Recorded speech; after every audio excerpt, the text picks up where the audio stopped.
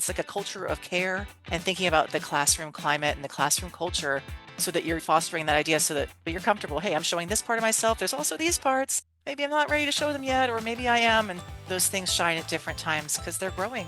Kids are growing as we go along and they're evolving all the time. It's a lot to think about.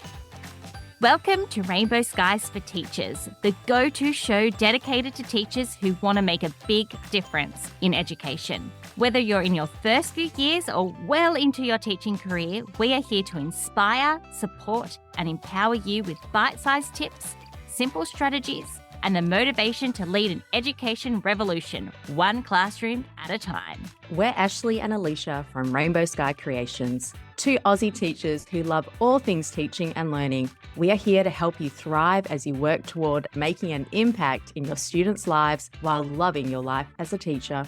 We are here to help you bring joy, simplicity, and creativity into your classroom on the daily, because there are rainbows ahead, my friend, and together we're unstoppable. Let's get into today's episode. Rainbow Sky Creations acknowledge the traditional owners of the land that we record this podcast on, the Dharawal and Whadjuk Noongar people. We pay our respects to their elders past and present and extend that respect to all Aboriginal and Torres Strait Islander cultures.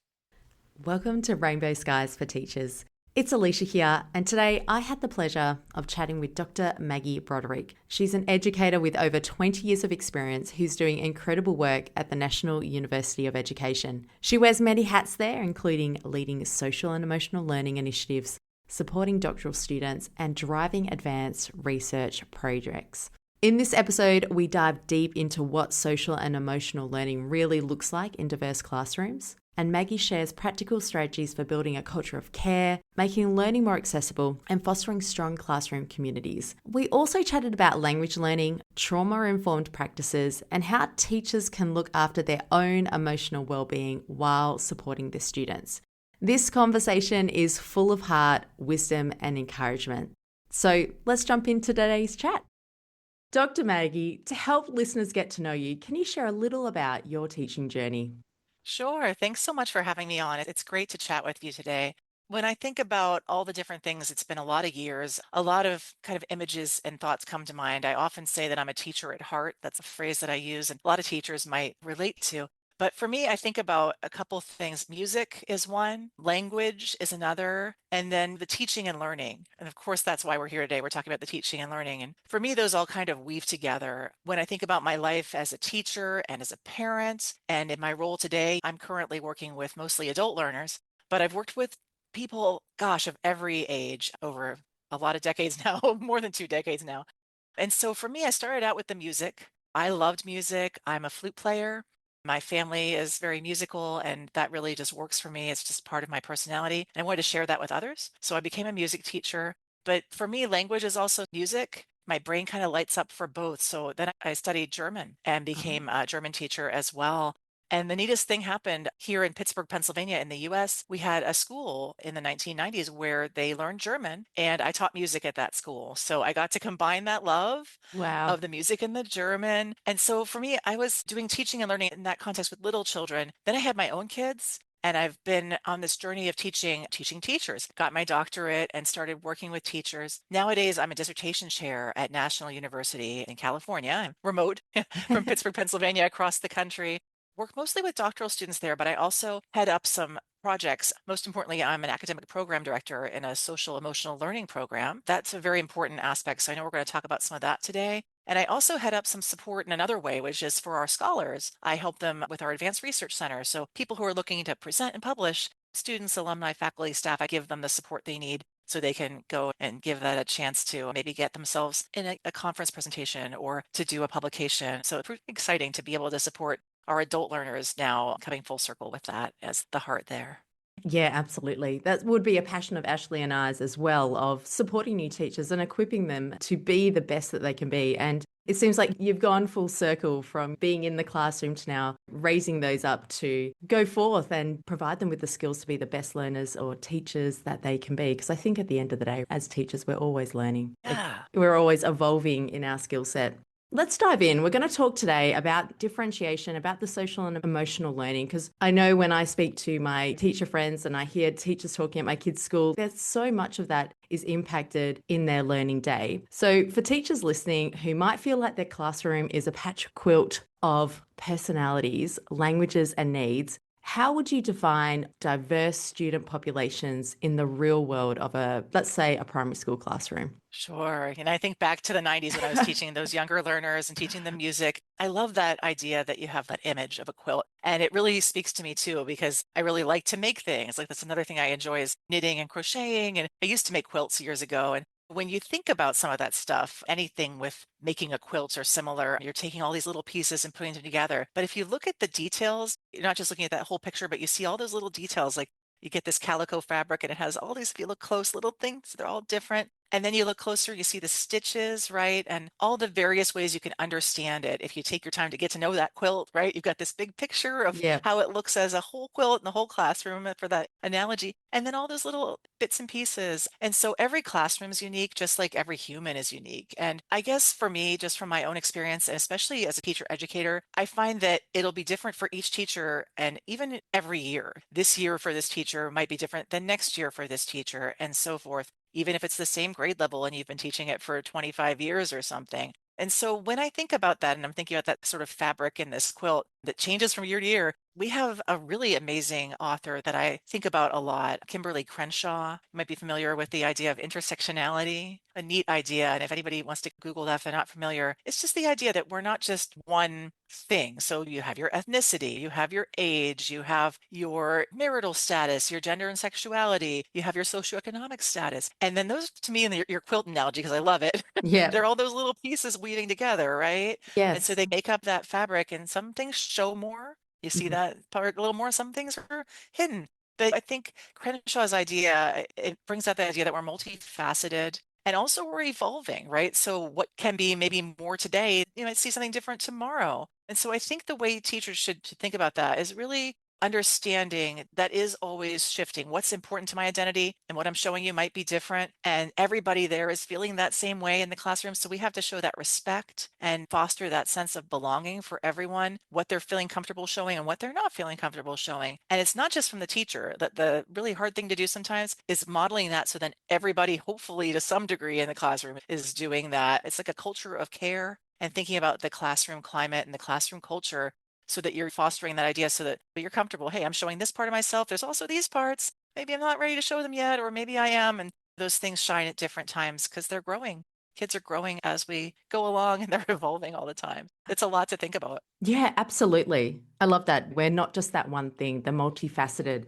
And if you think about it, you sometimes have teachers who have been at the school and you have that student who follows through the grades and you speak to teachers and they're like, oh gosh, they were never like that for me in year two. And then when you see them in year four, they've evolved, their brains developed. But as well, like you said, that culture of care that sometimes you're going to see students show sides of themselves to other teachers than what they might show to the music teacher more than what they might show the PE teacher because they might identify more with that teacher on a certain level and show more vulnerability on that side. I love how you've packaged that all together. So we've touched on how like SEL, it's a real buzzword. I feel like it's been buzzing around for a long time in the last 5 years or so, but one that is necessary. But it can feel overwhelming when we talk about that or all that social and emotional learning that needs to be done.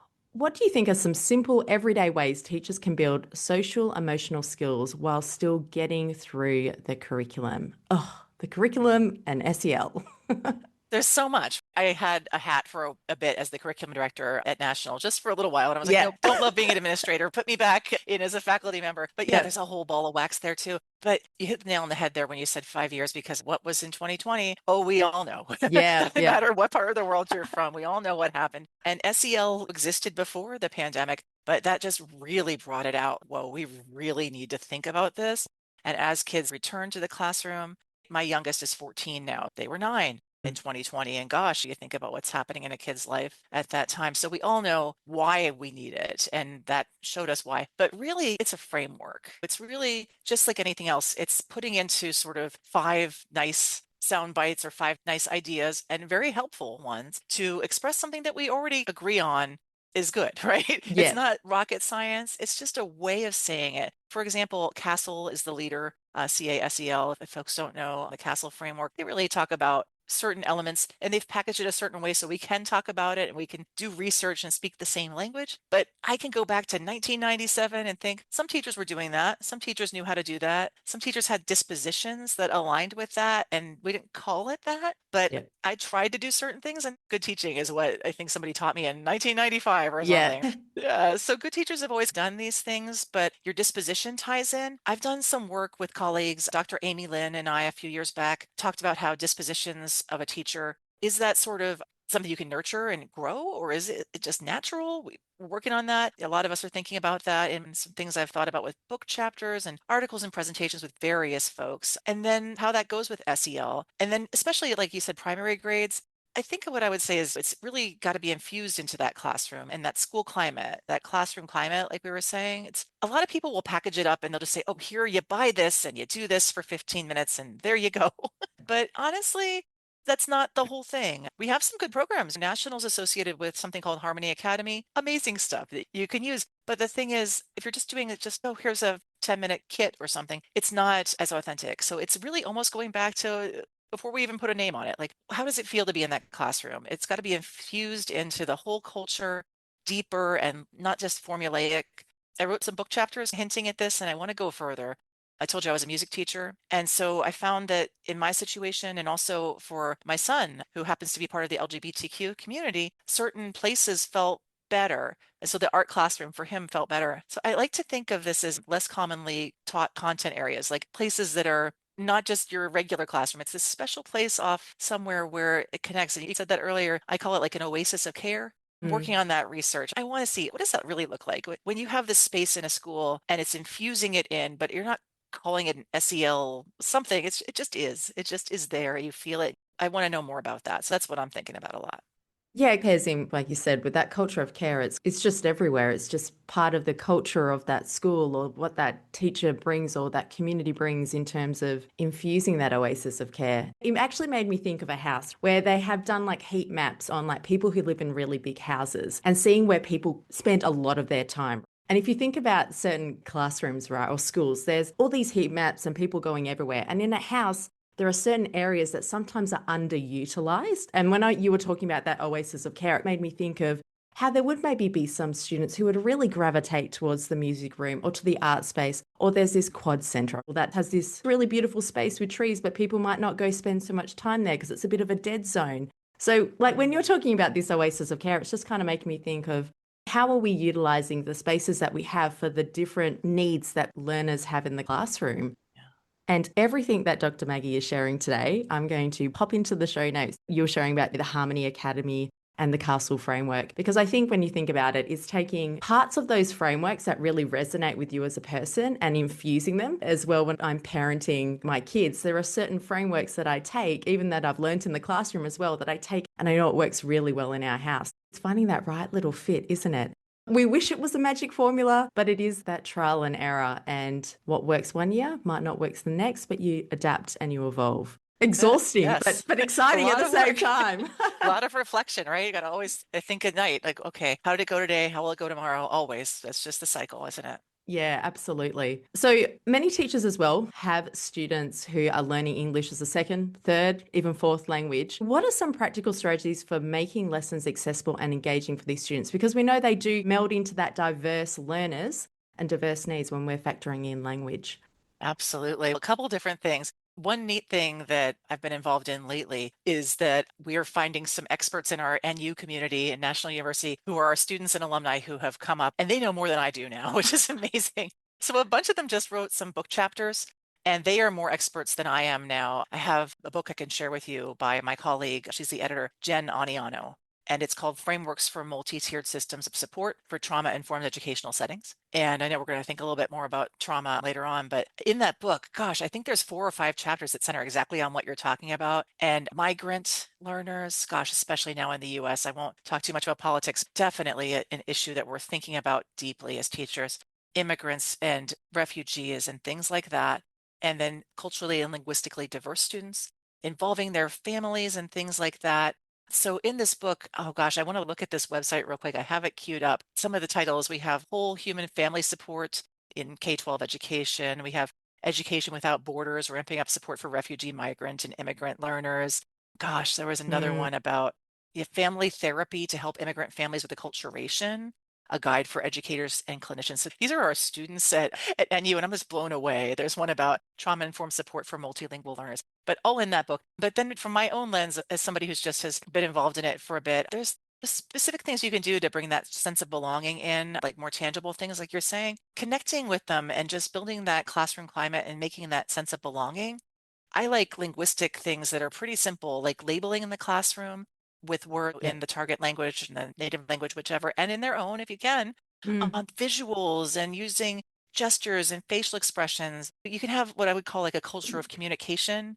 And communication isn't really just always written, spoken language. It's also ways that we use our facial expressions and our ways of showing that we care, bringing people into the fold. So just focusing on that and again, modeling it and then hoping to encourage that in the whole classroom community, which is a lot to ask, but you can do, if you can do those little things like maybe making it belonging with the linguistic ways of doing that, and then also the non-linguistic ways that are communication too. It just shows that they belong. So that's what I would do. It's a multifaceted way of looking at it. Look at the chapters in that book and get some expert advice on these specific groups. And then, yeah, some of the things I would do, just pretty simple, thinking about language and how that's broader than just the way we might think about that. yeah, absolutely. The broadness of language and how we communicate. Oh gosh, it gets me thinking of my times working in international school in Dubai with so many languages that I go using labels to show it in English and in Arabic. And then if we had a higher portion of kids who maybe speak Spanish, we would have those labels as well. And the visuals are so important. But it got me thinking about what's one thing often overlooked when supporting ESL students that can make a big difference, do you feel? Yeah, it's the thing that I wish teachers had more time for.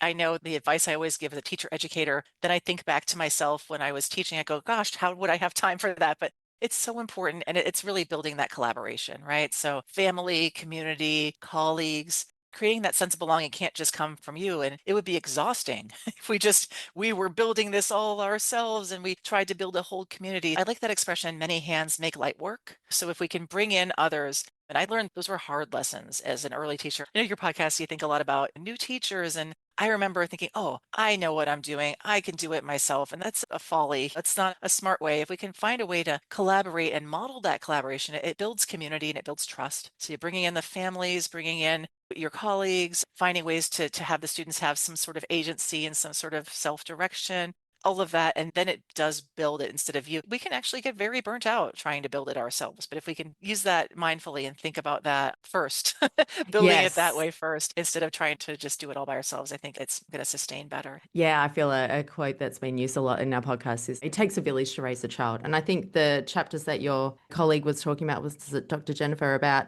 whole human family support, family therapy. Like it really is bringing everybody in to support and raise people up to feel that they are belonging and part of something. It's the innate need to survive for humans. Exactly. So I guess we know teaching's multifaceted, it's many layers, but asking for help, getting support is not a bad thing, it's a necessity. So sometimes it feels like we need to overhaul everything to make a difference. But what are some tiny tweaks teachers can make tomorrow that really move the needle for diverse learners? What could be one little secret magic formula?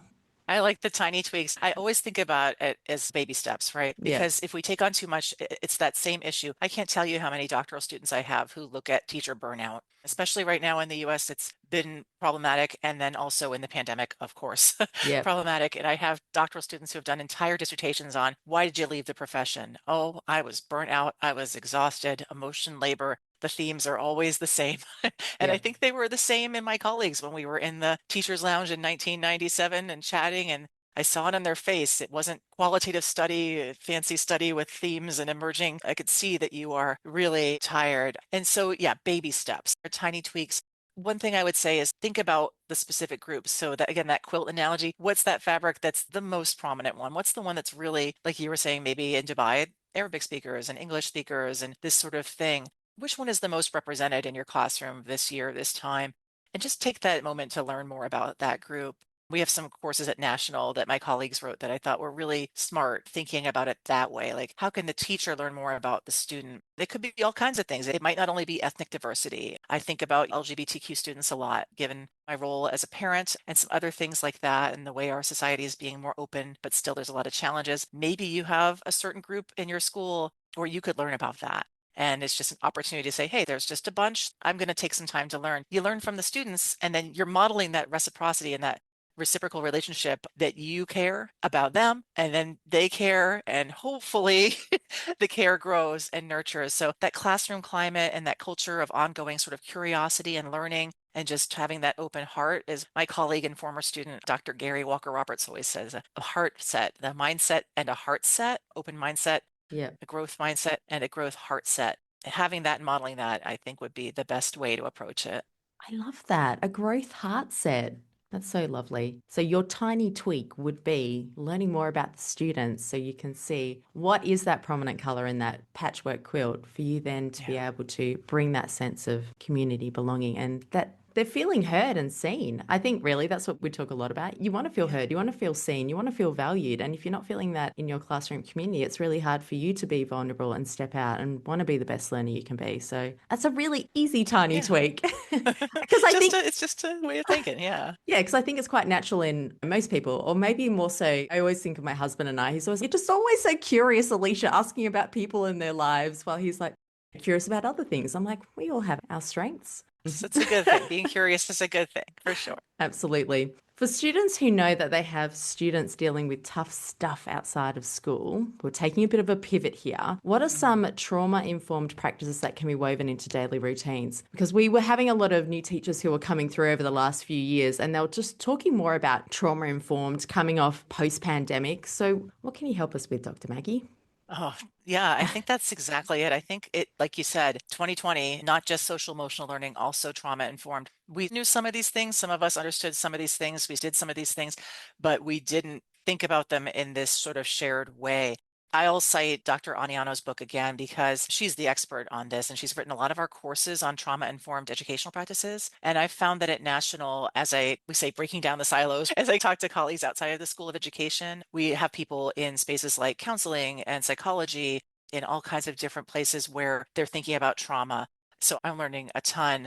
But Dr. Aniano really is an expert. And so I figured out by being somebody looking over these courses as they're written when I was in my role as curriculum director and being part of that book, social emotional learning, trauma-informed educational practices, and then diversity, equity, inclusion, belonging kind of things, they really all connect. Like in my head, I see a big old Venn diagram, and these things intersect so much. When I think about trauma, I think about that fight or flight kind of response. And I like to, when I'm in a situation that I find challenging, maybe as a parent, for example, I try to say, hey, it looks like we're thinking about fight or flight. I get that. And meeting students where they are, right? So meeting as a parent, meeting your kiddo where they are, and then as a teacher, it takes time. It takes a lot of mindfulness. So I think just taking that time for the reflection, mindfulness, and going, oh gosh, when this student did something that seems disruptive, maybe a few years ago, we might have said, oh, you're going to be punished or blah, blah, blah. But now we might think, oh, were you in fight or flight? Oh, what may have happened before this on the playground that I didn't know? Or what may have happened in your life that I absolutely have no idea? That's that hidden part of somebody's self. It takes a lot, Mhm. but just having that mindfulness, taking a mindfulness practice for yourself and hopefully for your students and modeling that. I'm still learning that, but I have a lot of colleagues who, again, are probably more of an expert than I am on that, but important to think about how it intersects with all of these things because our diverse students often are facing trauma for various reasons. And the social emotional learning plays in with all of it. It all goes together in my mind. Yeah, it made me think of like restorative practices about working through it with that student or those students with who might be in conflict with each other or a situation might have arisen. And I think being a kid growing up in the 80s, like it was punitive punishment. It was like the first go-to thing, right? You're either good or bad. And I think that saying of you're a good kid having a hard time right now. And how do we help you through that? Or tell me about it. What's going on? And like you said, it does take time, but the more you get practiced into doing it, the more it becomes a natural reaction to a situation that you've seen the fly and fight. And then you can start to Yeah. make change. And then students start to see how you're dealing with these sorts of things. And it has a ripple effect and it takes time over the generations. I feel like we're hopefully in a bit of a generational shift where we're looking at things differently, of not just good and bad. There's so many layers to it. It's multifaceted, haven't we been That's it. saying? That's it. Just like that quilt with all those layers and all the different stitches. That's it. Yeah, I loved how you used, like, in my head when you said like that Venn diagram of the SEL, the trauma, the diverse learner. It's all kind of interwoven. It's just having that consciously, like you said, at the back of your mind, but also at the forefront at times to be able to make progress. Oh, what would you say to a teacher who feels overwhelmed by the idea of meeting so many different needs at once? Yeah, I mean, I keep going back to those dissertations. I have read a bunch of dissertations. One in particular about the teachers leaving after COVID really made me think, but a lot of them, and a lot of times I'll say, hey, doctoral student, looks like you're also going to be touching on teacher attrition here. Like it's a huge deal Yeah. because gosh, the burnout and the emotion labor, I think about that a lot. And I dive into the research on emotion or emotional labor, whichever way we want to put it, same idea. It's what you just said about it takes a village. If we take it all upon our shoulders, we will just probably not stick around. The rates of teachers who leave, it's quite alarming in the US. I don't know about in other countries quite as much, but we have a huge number who leave within the first 5 years, especially in our schools that need teachers the most, the rural, the urban, the ones with low SES, anything where you have any kind of trauma in the community and things like this. Teachers either move to a different school or they just quit and do something else altogether. So taking it upon your shoulders too much, we know by the research, is not going to be good year over year. You're going to have too much. It's that idea of it takes a village. Try to talk to your colleagues, talk to others, spread that load, try to bring in others to collaborate so that it's not all on you, and realize that don't take it too personally. Don't let yourself feel like the weight of the world is on your shoulders all the time, because I really do feel like watching this research year after year, oh, that is, I think, one of the biggest problems we have right now is we won't have teachers, or let alone good teachers, if we keep burdening them too much with emotion labor. Yeah, absolutely. I believe, like last I heard, statistics are very similar in Australia. Within the first 5 years, a huge number were leaving, even that 5, 7 year mark. I sometimes feel when I was in the classroom that I didn't utilize that village. I was very bad at it. And I think there's something, I don't know if it's linked with that sense of going, oh, like you feel if you're asking for help, you're maybe not good enough to be a teacher. And it's like really shifting that mindset and being like, no, this is like smart thinking, which is what kind of Ash and I try to put out there of you've got resources out there. You've got people that you can ask, and it's not a shameful thing to ask for support or for help or to make the best learning experience. It's like reframing it in your head, like the best learning experience for the students in your classroom. Modeling that for them. Exactly. I think it's really healthy. Yeah, absolutely. And don't be afraid of those parents, especially in the primary years. Like in the early years, the parents want to be there. As a mother right now with a child starting kindy, it's like there's this bit of me that goes, oh, I just want to be in the classroom and help out and just be present and just embrace that. And I think some schools can put their walls up a little bit depending on the type of school. But just if there are parents who want to help and support, let them in. They want to be there. They do. My sister has twins who are 7. Those are her only kiddos, and that's how it's going to be. And my kids are older. And so when my sister said, hey, Maggie, I signed up to be a room parent, I was like sarcastic, how did they get you? She's like, no, I'm so happy. And I'd forgotten that. I'd forgotten that magic, of because my kids are 23, 19, and 14 now. It's been a long road. But then that made me think, gosh, of course. But I've had the cynicism. We've got to watch for that, because I definitely have had it in there. And then we have to think about that and realize she really did want to be in there. Yeah, absolutely. I think life gets so busy. There's so much going on. There's so much going on in kids' lives, in parents' lives, teachers' lives, that sometimes we feel like it's just an extra burden we might be placing on people. But sometimes it can be that respite that they might need or didn't realize they needed to enrich their lives further. So the message is asking for help and using that village is a good thing. Use it. Yeah, that's it. So we've talked about that feelings of overwhelm, but there are moments of victory. So how can teachers recognise and celebrate the small wins when supporting diverse learners? What can we do? Oh, 3 letters are some of my favorites. FUN, fun. Make it fun. Make it fun. Honestly, sometimes silly, especially with our younger students. I remember teaching music, and the silliest of songs, we could do the whole the whole lesson, and I could teach some important music content with the silliest of songs. So definitely FUN, make it fun. Students wake up each day, basically they think about what are they going to face at school? Is it going to be good or bad or whatever? And most people want things to be fun. So if you can think about what is the student going to look forward to? Is something going to be decorated in a fun way for a holiday? Is it going to be a celebration that there was some sort of wonderful thing that happened and they all did well on something, or just some kind of ritual that you all do? Something to look forward to. So even as a parent, I think about that a lot.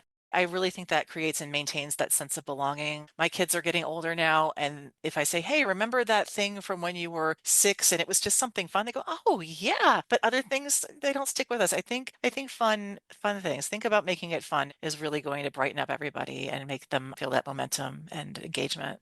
Absolutely. I think when you're feeling overwhelmed, when you feel like it's too much, the fun disappears. I feel like it's the first thing to go. So I love that celebration of just make it fun, make it silly. Yeah. And I think the one thing I always think of Americans, I spent a small time, one of my summers of many summers in an American summer camp. And there was one thing one thing I label Americans as is just being like really spirit fun filled people. Like you bring the games, man. Like you know how to Yeah. make it fun and enjoyable. And so if you are struggling with how to bring fun, just Google some like American games that you want to play and they will like spirit games and they will just bring the fun. And it just breaks the ice and you can feel that like shift in your body when that lightness comes, that silliness comes, and it just allows even greater connection. And Does. I Yeah. absolutely Sense of feel. belonging. I do. I agree. Yeah, absolutely. Dr. Maggie, it has been an absolute delight chatting to you today. I feel like we've scratched the surface on a few things, and it's just like you've given us some food for thought. You've shared some really great words of wisdom and really great references there that we can go delve further into this because I know there's listeners who want to build on their learning and their skill set. But where can listeners connect with you and learn more about your work?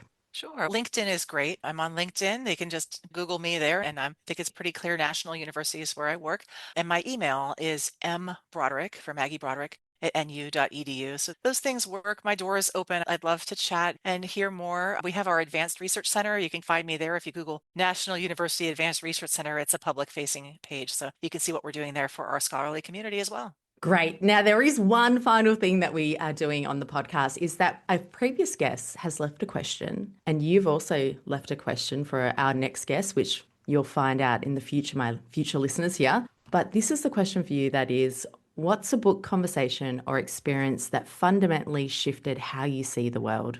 This is that language piece. So I didn't talk too much about it. We talked a little bit about language and music and how those are really important to me. But I remember going into Barnes and Noble, one of those other stores, and finding, and I still have this copy, I think by the bed, I think I was looking at it recently, of a book by Steven Pinker. Mhm. And it's called The Language Instinct. Pinker is from the school of thought in teaching languages from the brain-based cognitive kind of school of thought. And I am a nurturing kind of person. So I think I know about nature and nurture and I appreciate both, but I would always lean on the nurture, right? So when I did stuff for my doctorate and stuff, I was thinking about, okay, how do we learn from people and what does culture do? But gosh, it blew my mind because Dr. Pinker, it's this thick book and all of his books are really full. It was about how nature and nurture work together, but that nature piece is critical. And I was on the nurture side. So it's not just true for language acquisition. Like he geeks out on that, but thinks about like almost everything, like our intra and interpersonal selves.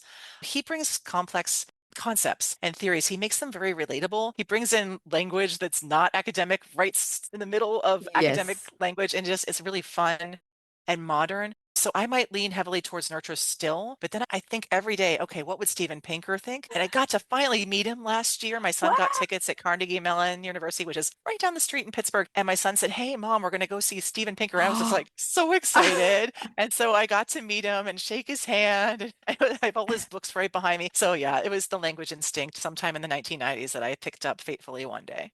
Oh, we'll pop that in the show notes because I think everyone's going to be like, oh, I really want to go read this. And if it's put in a way where it uses everyday language, like easy linguistics to understand, I'm always all for that. I agree with you. I think there's a part of me too that definitely gravitates towards nurture. That maybe that's why I have my husband in my life. Come on, what's the nature side of it, Alicia?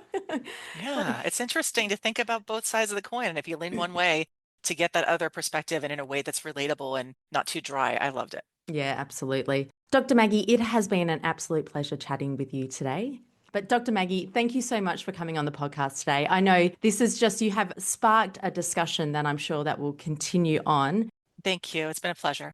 What a thought-provoking conversation that was with Dr. Maggie. From her insights into language learning and teacher wellbeing to the power of tiny tweaks, oasis of care, and fun-filled engagement, it's clear Maggie is deeply committed to helping educators and students thrive together. If today's episode sparked new ideas or gave you a little boost of encouragement, would love to hear from you. And don't forget to share this episode with a teacher friend who could use a dose of inspiration too. And as always, remember, there are rainbows ahead, and together we're unstoppable.